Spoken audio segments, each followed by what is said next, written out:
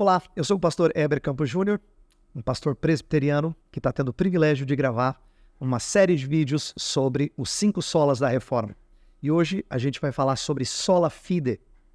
E eu quero que você entenda que sola fide, que significa somente a fé, em latim, é um dos lemas que marcou a Reforma Protestante. Antes de explicar isso de maneira tão notória, eu quero ler um texto que talvez seja o mais famoso sobre esse tema. Romanos capítulo 3, a partir do versículo 21, diz assim: Mas agora sem lei se manifestou a justiça de Deus, testemunhada pela lei e pelos profetas, justiça de Deus mediante a fé em Jesus Cristo, para todos e sobre todos os que creem, porque não há distinção, pois todos pecaram e carecem da glória de Deus, sendo justificados gratuitamente por sua graça, mediante a redenção que há em Cristo Jesus, a quem Deus propôs no seu sangue, como propiciação mediante a fé, para manifestar a sua justiça, por ter Deus, na sua tolerância, deixado impunes os pecados anteriormente cometidos, tendo em vista a manifestação da sua justiça no tempo presente, para ele mesmo ser justo e o justificador daquele que tem fé em Jesus. Onde, pois, a jactância? Foi de todo excluída.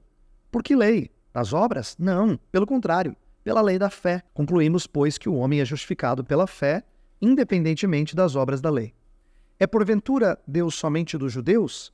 Não o é também dos gentios? Sim, também dos gentios, visto que Deus é um só, o qual justificará por fé o circunciso, e mediante a fé o incircunciso. Anulamos, pois, a lei pela fé? Não, de maneira nenhuma.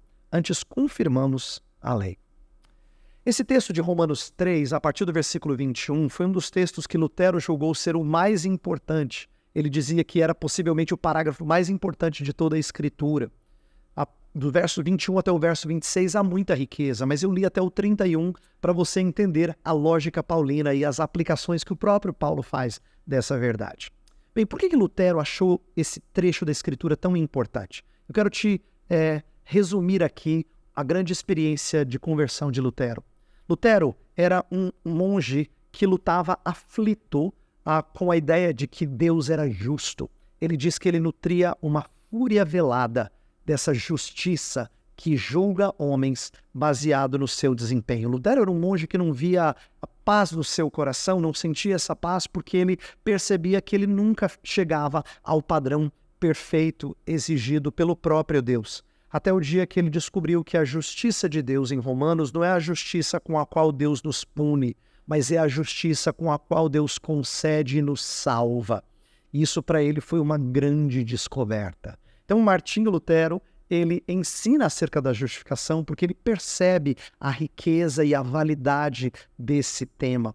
E eu acho que esse tema tem sido desprezado nos nossos dias. Veja, quando pessoas têm um conceito muito baixo da lei de Deus e da sua justiça, quando eles se acham pessoas mais corretas do que de fato são, eles estão desprezando a doutrina da justificação.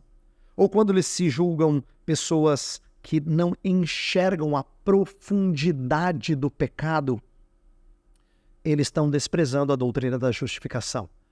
Por isso Paulo gasta quase 3 capítulos, metade de Romanos 1, Romanos 2 e Romanos 3 quase inteiro, falando de pecado, para então apresentar a justiça de Deus, a partir da justiça justificadora de Deus, a partir de Romanos 3, a verso 21, que é o texto que eu li com vocês. Bem, o que esse texto nos ensina sobre a justificação? Primeira coisa é que a justificação é uma declaração de Deus de que você não tem mais dívida para com Ele. Ele aceitou você. Você já ouviu falar que a gente tem que aceitar a Jesus Cristo? Na verdade, biblicamente, é Deus quem aceita você.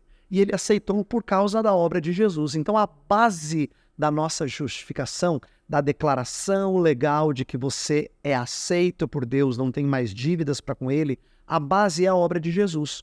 O nosso texto, nos versos 24 e 25, fala que foi por meio da redenção de Jesus, que Ele é a nossa propiciação. São palavras que resumem a obra de Jesus Cristo enquanto esteve aqui na terra. A redenção significa que a gente foi comprado por Ele, a propiciação significa que Ele nos cobre para que a ira de Deus não mais nos atinja. Então, a obra de Jesus Cristo é a base da nossa justificação. Mas a justificação em si, que é a declaração legal da parte de Deus, de que nós agora somos amigos dele, de que não estamos mais em inimizade contra Deus, ela se caracteriza como? Eu quero dar 3 coisas que são encontradas nesse texto, muito, muito bonitas. A primeira coisa é que a justiça com a qual que Deus nos justifica, a justiça que é justificadora, ela não provém de nós. O texto fala, no versículo 21, que essa justiça, ela se manifestou sem lei. Isto é, ela se manifestou sem que nós fôssemos cumpridores da lei. Porque ela não tem a ver com a nossa obediência. Ela acontece mediante a fé. O que é a fé aqui? Não é Deus olhar para o nosso ato de crer e dizer, muito bem, como você creu, eu vou dar uma estrelinha para você. Nada disso. A fé é simplesmente um órgão de apropriação da justiça de Cristo. Então, a primeira coisa que a gente aprende nesse texto é que essa justiça com a qual Deus nos justifica, nos declara quites diante da lei dele, não vem mediante a nossa obediência, mas mediante a obediência de Jesus. Então, a justiça não vem de nós. A segunda coisa que esse texto nos ensina é que a justiça ela é disponível a todos. Essa justificação é disponível a todos. O texto diz que todos pecaram e carecem da glória de Deus, então todos são necessitados. Antes, na Epístola aos Romanos, Paulo falou que tanto gentios como judeus são carentes dessa salvação, estão perdidos em seus pecados. Então ele concluiu a parte de pecado dizendo, não há quem busque a Deus, nenhum sequer, todos se extraviaram. Então qual é a solução? A justificação que nós temos por obra de Jesus Cristo, e ela está disponível a todos. Então isso significa que a justificação alcança as pessoas mais improváveis. Jesus contou uma parábola de um fariseu e de um publicano, no qual o fariseu se orgulhava da sua religiosidade, mas no final da história, quem saiu justificado foi o publicano, o cobrador de impostos, um homem desprezível. Por quê? Porque ele pediu misericórdia da parte de Deus. Ele saiu justificado. Então essa justificação, ela alcança gente de toda parte e as pessoas mais improváveis. A terceira coisa que a gente aprende nesse texto é que essa justificação honra o Senhor. Por que ela honra o Senhor? Porque Deus quer justificar pessoas pecadoras, mas Deus não pode declarar um pecador justo quando de fato ele não é justo. Então o que ele tem que fazer? Ele tem que arrumar uma forma de fazer com que o seu pecado seja tratado e ao mesmo tempo ele salve você. E ele encontrou essa forma no seu Filho. Então, quando Jesus Cristo assume os nossos pecados, ele pune os pecados, mas ainda assim, ele salva você. É por isso que no verso 26 que eu li com vocês, diz que ele se tornou ao mesmo tempo justo, porque ele puniu o pecado, e justificador, porque ele salvou você. Então, essa justificação pela fé, ela honra o Senhor. E qual é a conclusão que eu tiro disso tudo? Que, na verdade, é a aplicação do próprio Paulo, não é minha. É que se essa justificação não vem de nós, então eu não posso me vangloriar. Versículos 27 e 28, ele fala, onde, pois, a jactância foi de todo excluída. Eu não posso ter uma visão exaltada de mim mesmo. Então olha como a justificação pela fé, ela muda o conceito que eu tenho de mim. Segunda aplicação que Paulo faz é que se essa justificação é disponível para todos, então não há distinção entre as pessoas. Eu nunca posso julgar as pessoas de maneira inferior a mim por qualquer razão, seja porque ela não crê como eu, seja porque ela não tem um comportamento tão perfeito como o meu. Eu nunca posso, porque diante de Deus nós somos colocados em pé de igualdade. Então não há distinção no povo de Deus. Olha como a justificação também corrige a maneira como olha o próximo. E por último, Paulo falou assim, anulamos, pois, a lei pela fé? Não, de maneira nenhuma. Confirmamos a lei. Por quê?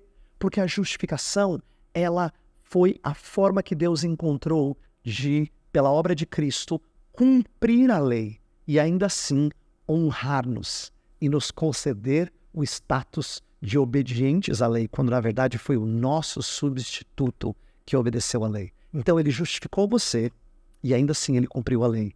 Ele foi honrado. Percebe o que isso está fazendo? Isso está mudando o seu conceito do próprio Deus. Deus não anistia pecado. Deus não rasga a sua lei. Ele encontra uma forma de ele mesmo sofrer todo o castigo da lei na pessoa do seu filho, para que você encontre bem-aventurança nele. Então, essa justificação, ela muda o conceito que você tem de você mesmo, do próximo e do próprio Deus. sola fide, querido. Que Deus dê a você a alegria de se deleitar nessa bela doutrina.